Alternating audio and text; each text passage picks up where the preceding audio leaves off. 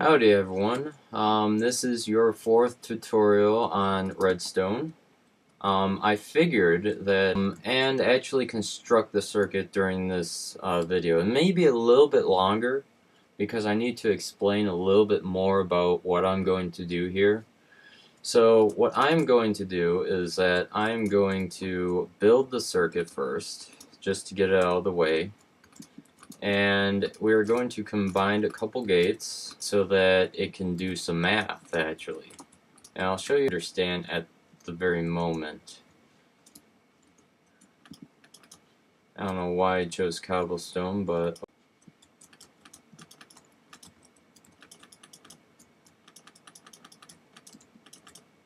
what I'm doing here is an XOR gate and an AND gate. Now,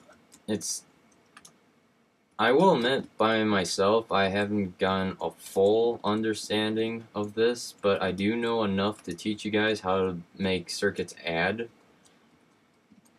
at least for the basic one. Okay, I believe I am all set. Okay, so what I did here was I have an XOR gate right here, which means that if there's one input that's positive, one input that is negative, it'll have a positive output. And here's an AND gate where if you have two positive inputs, it'll have a positive output. And this is a half adder circuit, which is made in the arithmetic logical unit computer that does the math for the processor itself. Now, you may have heard of some people that have gotten a little famous a little bit on the internet for making like 16-bit or 32-bit ALUs in Minecraft. But here's just a little tiny 2-bit adding circuit. As you can see here, you have 2 bits, and if I am not mistaken, I believe that when you add these 2 bits, it should equal as a carryout, which is, this is the carry, I call it carryout. The carrying pin, this is the sum. Basically what you would do here is that it's sort of hard to explain. It's sort of a bit like 1 plus 1 in binary would equal 10. So you drag that 10 along to the next adding circuit.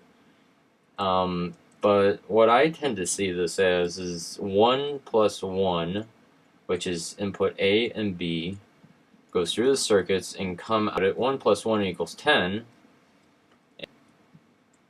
I'm sorry. Think of this as a 0 and a 0. This would be the 1 place and this would be the 2 place.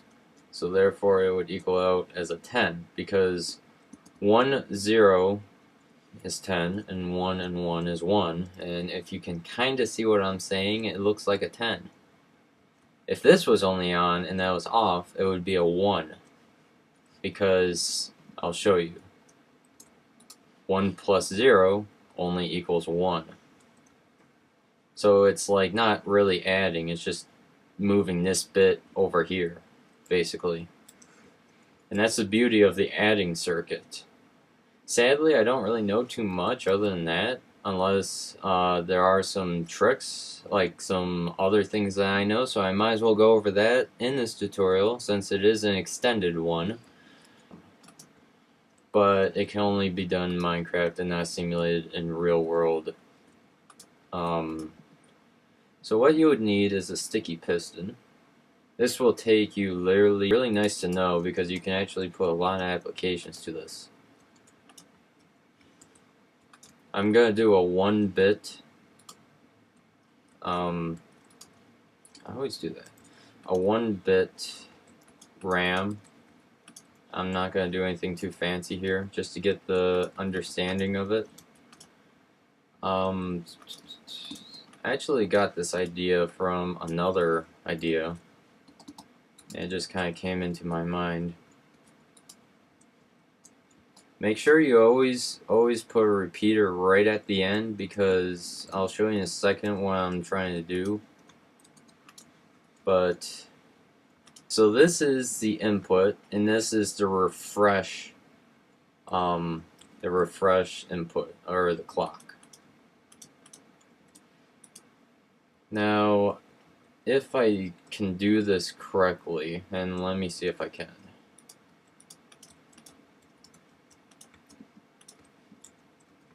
I should be able to just...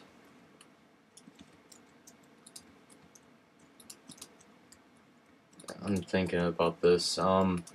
There is a way to actually make it so that if you have multiple bit RAM, you can always reset it so that, as you can see, when this inverter and then goes up to this block, which was, as you can see, when this turned off and turned back on, not only did it erase its previous memory, but it turned back on before this pulse right here got to the piston. It went to the piston, shooting the block up into the air, which this redstone right here going to this block keeps the piston up in the air even when this is off, which therefore the current, or the redstone that is on goes through the block to this repeater and goes out to the output.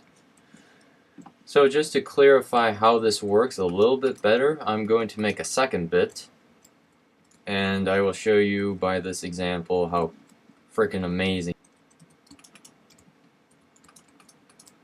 I better hurry. I don't know how much time I have on this, but okay, that should be good.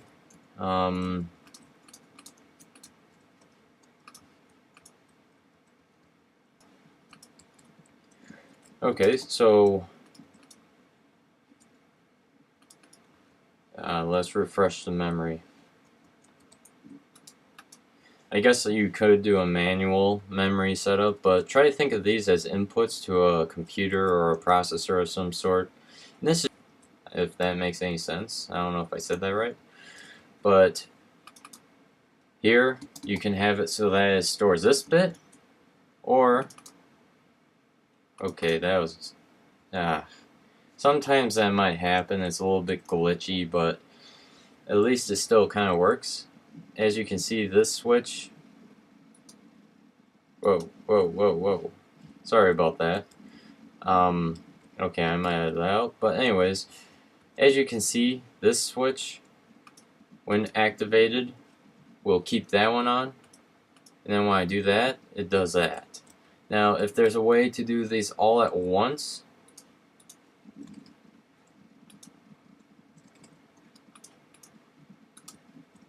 both of them will be up.